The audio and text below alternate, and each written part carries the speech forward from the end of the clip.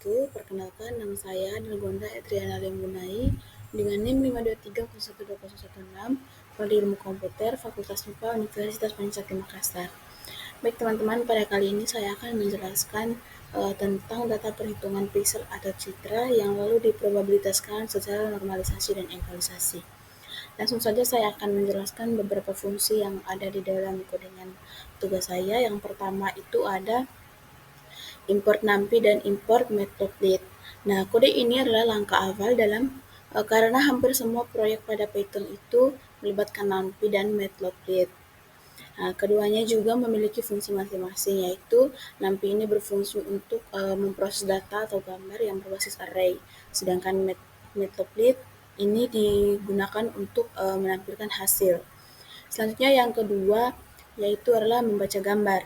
Nah, kode ini adalah langkah awal untuk kita input gambar ke dalam proyek Python menggunakan pustaka Matplotlib.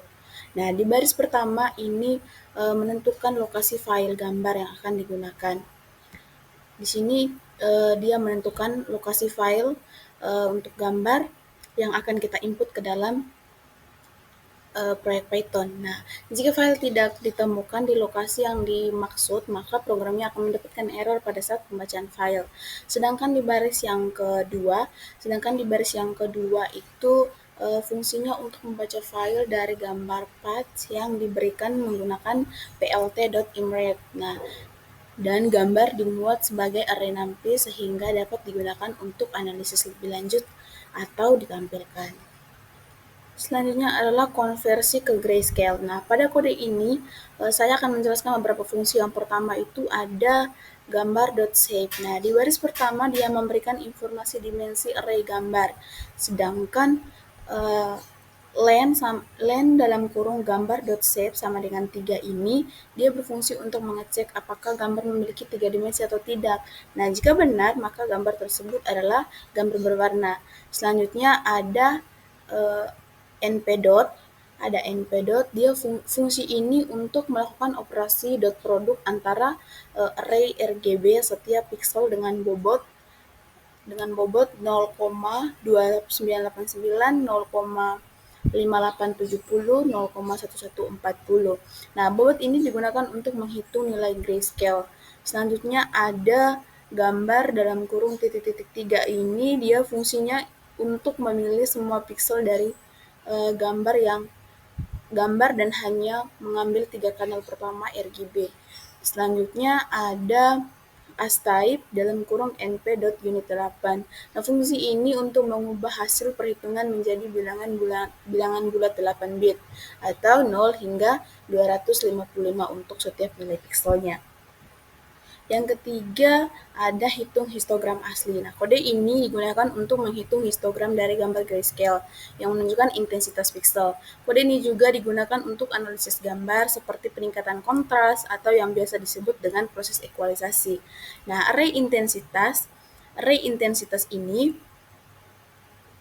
dia digunakan untuk mewakili nilai intensitas saat input histogram. Adapun beberapa kode di sini yang pertama yaitu itu ada np.histogram yaitu menghitung histogram dari array input. Nah, yang kedua ada bins 256. Di sini dia membagi nilai pixel itu menjadi 256 kategori, sedangkan range sama dengan 0,256 adalah rentang nilai pixel yang dihitung. Selanjutnya ada tahap normalisasi. Nah, kode pada tahap normalisasi ini dia digunakan untuk meningkatkan kontras gambar grayscale. Jika gambar grayscale memiliki warna yang terlalu pucat atau terbatas, misalnya hanya abu-abu atau terang hingga putih, maka dengan kita menggunakan kode ini, warna dari gambar tersebut akan kelihatan lebih jelas. Nah, saya akan menjelaskan maksud serta fungsi dari setiap kode yang ada dalam tahap normalisasi. Jadi kita bisa lihat ada yang pertama itu adalah min underscore value sama dengan array grayscale.min. Nah, dia berfungsi untuk mengambil nilai pixel terkecil dalam gambar. Nah, contohnya, jika dalam gambar nilainya bervariasi dari 50 hingga 200, maka nilai yang terkecilnya itu 50. Begitupun dengan yang di baris kedua.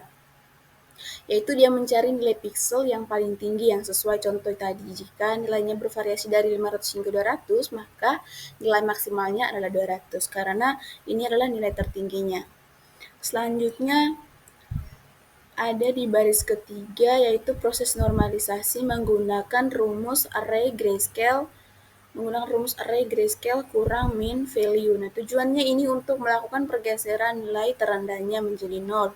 Jika nilai terendahnya tadi 50, maka jika digeser, nilai yang diperoleh adalah 0.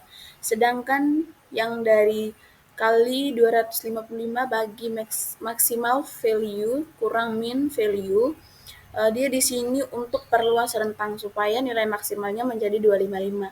Contoh tadi nilai maksimalnya adalah 200, maka dibergeser lagi menjadi 255 atau menjadi nilai tertinggi. Selanjutnya ada histogram setelah normalisasi. Nah, jadi pada kode ini digunakan untuk menghitung gambar histogram grayscale yang sudah dinormalisasikan.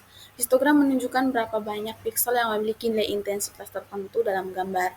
Setelah normalisasi, histogram ini membantu kita melihat apakah nilai intensitas gambar sudah tersebar lebih merata atau belum. Jadi ini itu fungsi dari kode yang ada di dalam histogram, tahap histogram yang setelah dinormalisasi.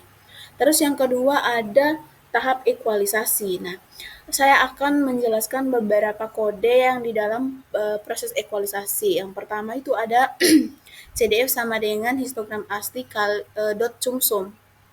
Nah, histogram asli ini bermaksud yaitu jumlah piksel untuk tiap nilai intensitas warna dari 0 hingga 255. Sedangkan sum-sum ini adalah penjumlahan bertahap. Jadi, fungsi dari rumus CDF histogram asli sum adalah penjumlahan bertahap jumlah piksel dari intensitas rendah hingga tertinggi. Adapun kode yang kedua adalah CDF normalisasi sama dengan np.round dalam kurung CDF kurang dengan CDF min atau nilai terendahnya lalu dibagikan dengan CDF maksimal atau nilai tertingginya lalu dikurangi lagi dengan nilai terendahnya. Habis itu dikalikan dengan 255. Artinya pada kode ini kita akan menyesuaikan normalisasi nilai CDF supaya nilainya dari 0 hingga 255 dan supaya nanti hasilnya sesuai dengan rentang warna gambar grayscale standar. Selanjutnya yang ketiga itu ada ekualisasi matriks sama dengan CDF normalisasi dalam kurung array grayscale. Nah, dengan kode ini kita mengganti setiap piksel dengan gambar asli dengan nilai baru dari CDF normalisasi ini. Artinya kita ubah warna piksel supaya didistribusikan lebih merata sehingga gambarnya terlihat lebih jelas dan kontrasnya meningkat.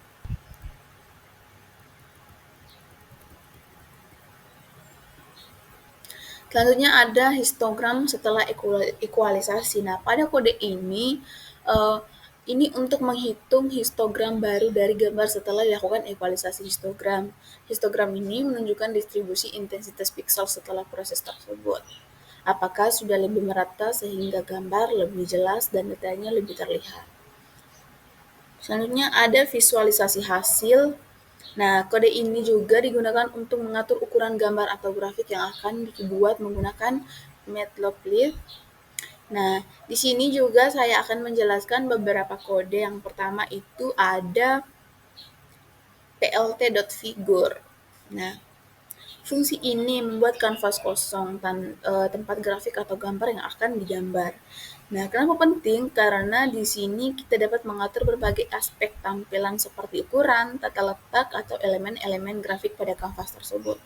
Yang kedua ada parameter fix size sama dengan 15,10.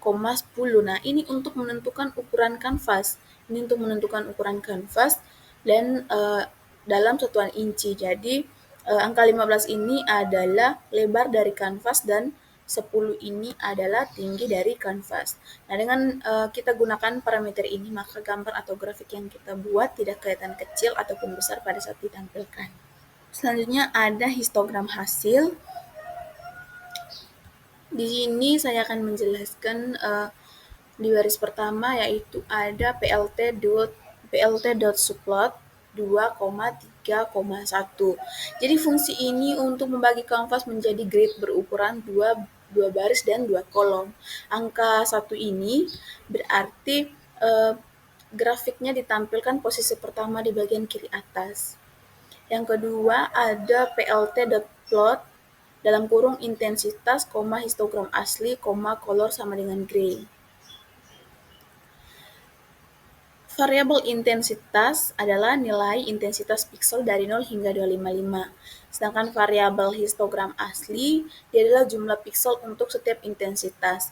Nah, kalau color sama dengan gray, warna garis histogram dikasih warna gray. Nah, yang terakhir itu adalah plt dot title. Nah, ini fungsinya itu untuk memberikan judul pada setiap histogram yang akan ditampilkan nanti supaya audiens mengetahui bahwa ini yang namanya histogram asli dan ini yang namanya histogram normalisasi. Nah, begitupun seterusnya gambar asli, gambar normalisasi, dan juga gambar hasil ekualisasi. Begitupun dengan kode histogram setelah normalisasi, kode histogram setelah ekualisasi fungsinya sama, hanya penempatan grafiknya nanti yang berbeda. Kalau histogram asli kan di bagian kiri atas, kalau histogram setelah normalisasi itu di tengah, terus kalau hasil ekualisasinya itu di bagian kanan atas, begitu.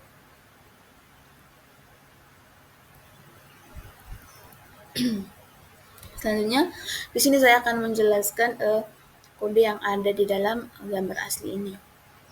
Nah, baris pertama itu ada function plt.subplot 2,3,4. Nah, dia berfungsi untuk membagi kanvas menjadi 2 baris dan 3 kolom. Di mana angka 4 ini berarti gambar akan ditampilkan di kotak keempat di baris kedua. Nah, selanjutnya ada array grayscale. Nah, array grayscale ini adalah gambar yang sudah dikonversi ke grayscale. Selanjutnya ada CMP sama dengan gray. Nah, parameter ini memastikan gambar ditampilkan dalam skala abu-abu. Yang terakhir ada plt.axis dalam kurung off. Nah, dia fungsi ini untuk mematikan tampilan sumbu X dan sumbu Y karena gambar akan terlihat lebih bersih dan fokus hanya pada tampilan jika kita tidak menggunakan sumbu X dan sumbu Y. Begitupun dengan gambar hasil normalisasi dan ekualisasi. Tempatnya saja yang berbeda. Kalau ini kan tadi di kotak keempat baris kedua. Kalau ini di kotak kelima berarti di tengah gambar normalisasinya. Sedangkan gambar ekualisasinya itu di kotak keenam berarti paling terakhir atau di bagian kanan baris kedua yang di bawahnya setelah hasil histogramnya tadi. Di bawahnya itu ada gambar asli, yang pertama di bagian kiri bawah itu ada gambar asli, terus di tengahnya itu ada gambar normalisasi, dan yang di bagian kanannya itu ada gambar ekualisasi. Selanjutnya, saya akan menjelaskan apa ini arti dari function ini. Nah, function dari baris pertama ini dia itu secara otomatis menyesuaikan tata letak semua grafik di kanvas agar tidak berantakan gitu. Jadi teratur.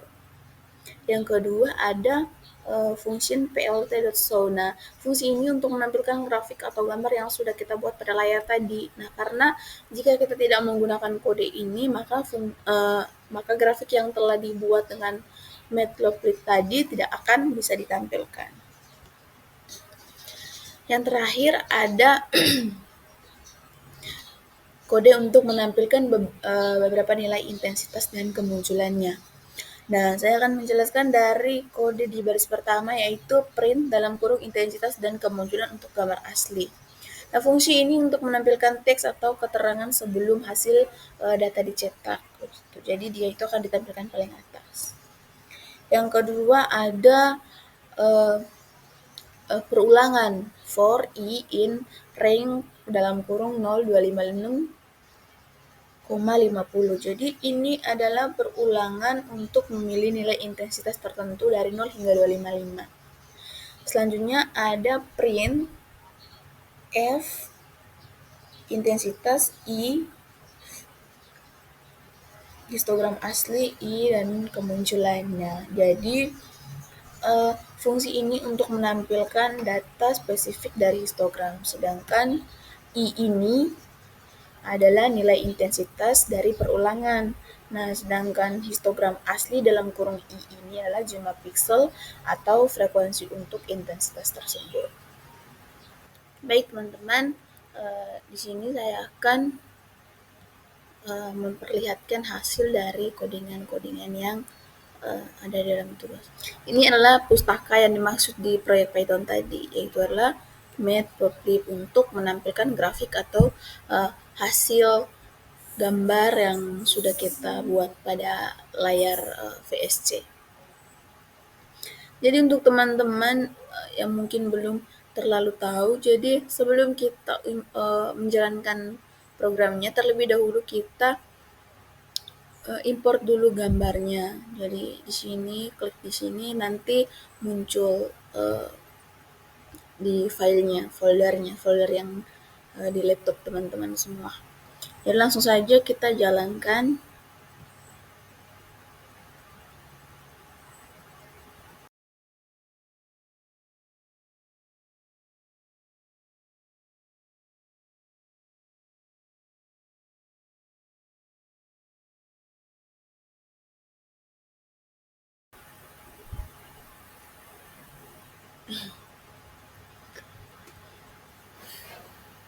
Baik teman-teman, jadi ini adalah hasilnya. Setelah kita jalankan, ini adalah hasilnya. Yang pertama itu, di bagian pertama itu dia ada intensitas kemunculannya. Di sini, intensitas kemunculan untuk gambar asli, dia intensitasnya di 0, kemunculannya di 360. Terus intensitasnya di 50, kemunculannya di 1310. Yang 100 kemunculan di 5.000, kalau yang 150 munculnya di 15.000. Jadi kesimpulannya di intensitas dan kemunculan untuk gambar asli itu yang paling dominan itu di intensitas 150. Yang kemunculannya itu paling banyak, itu 14.327 kali kemunculan. Ini untuk intensitas kemunculan gambar normalisasi, dan ini untuk kemunculan gambar ekualisasi. Nah, ini hasil histogram asli, dan ini setelah dinormalisasi, dan ini setelah diekualisasi. Gambarnya ini gambar asli. Kalau dilihat gambarnya juga sudah agak rada-rada grayscale ya. Ini gambar yang sudah dinormalisasi, dan ini gambar yang telah dilakukan tahap ekualisasi. Baik teman-teman, sekian presentasi dari saya ucapkan terima kasih. Wassalamualaikum warahmatullahi wabarakatuh.